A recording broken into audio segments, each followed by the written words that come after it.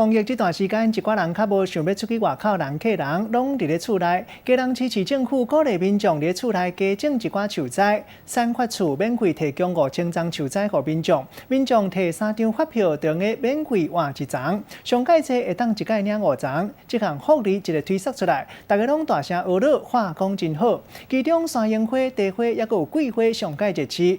今年因为武汉肺炎的关系，民众较唔敢出门，伫厝内种花颠倒变做一款休困的活动。15张换5株来你这边登记。民众也有赛车，也有骑奥多麦，来到7堵的苗圃要来领树栽，甲看大家人拢栽甲满。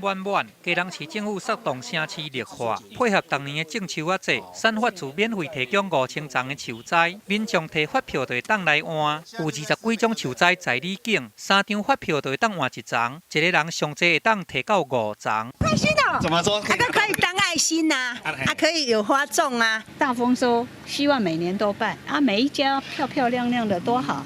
这项好消息一个出来，就随得到热烈的响应。干那伫这2天，有500外人摕发票来换。今年受到气候的影响，雨有落较少，安尼，互7堵苗圃的花栽种甲真旺盛。民众上爱换的是这个山樱花、茶花，也有桂花。要松土，那把它种下去。种下去的时候要差不多这个1公分。